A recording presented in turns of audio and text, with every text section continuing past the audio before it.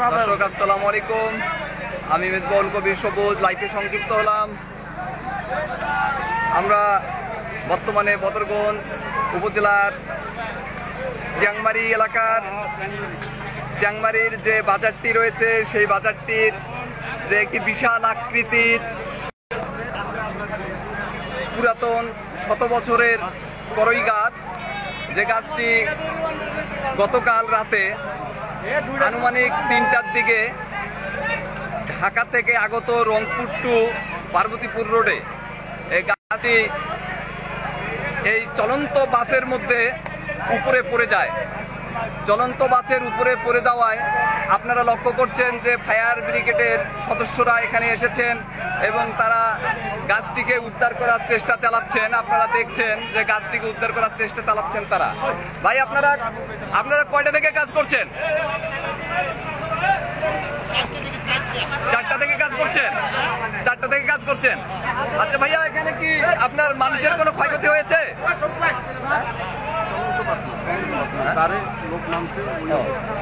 আচ্ছা, আমরা লক্ষ্য করছি এখানে যে বাসটিতে লোক নামার পরপরেই এখানে গাছটি পড়ে যায় এবং সেই গাছটির ওপরে এখানে আমরা দেখছি যে ফায়ার ব্রিগেডের সদস্যরা বাসটিকে উদ্ধার করার জন্য সর্বোচ্চ চেষ্টা চালিয়ে যাচ্ছেন। ভাই আপনাদের কে আছেন এখানে? লিডার কোথায় আপনাদের? আচ্ছা, আমরা আপনাদেরকে দেখাচ্ছি গাছটি কিভাবে পড়ে গেছে আপনার টিনের উপরে। আমরা আপনাদেরকে লক্ষ্য করাচ্ছি যে এখানে যে টিনের যে শেডের দোকান এবং গদিঘর রয়েছে, সেই দোকান এবং গদিঘরগুলোর উপরে গাছটি পড়ে গেছে। বিশাল আকৃতির এই গাছটি শত বছরের পুরাতন ঐতিহ্য বহন করে এই চ্যাংমারি এলাকার। এই চ্যাংমারি এলাকায় আপনারা লক্ষ্য করছেন হাজার হাজার লোকের সমাগম হয়েছে এখানে। আমরা এখানে দেখছি যে এই গাছটি শত বছরের ঐতিহ্য বহন করত এই চ্যাংমারি এলাকায়।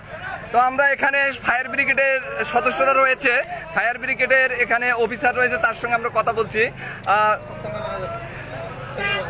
আচ্ছা, আপনারা দেখছেন যে এখানে ফায়ার ব্রিগেডের সদস্যরা তারা খুব দ্রুত গতিতে, যাতে জনমানুষের কোনো সমস্যা না হয় এবং পথচারীর যেন কোনো সমস্যা না হয় সেজন্য তারা চেষ্টা চালিয়ে যাচ্ছেন এবং তারা তাদের যত কলাকৌশল রয়েছে তারা সেই কলাকৌশলগুলো এখানে প্রয়োগ করছেন। আমরা লক্ষ্য করছি যে এখানে তারা তাদের কলাকৌশল প্রয়োগ করছেন এবং তারা সুন্দরভাবে তাদের কলাকৌশলের মধ্য দিয়ে এখানে বাসটিকে উদ্ধার করার এবং এখানে রাস্তার যে মানুষের যে যানজটের সৃষ্টি হয়েছে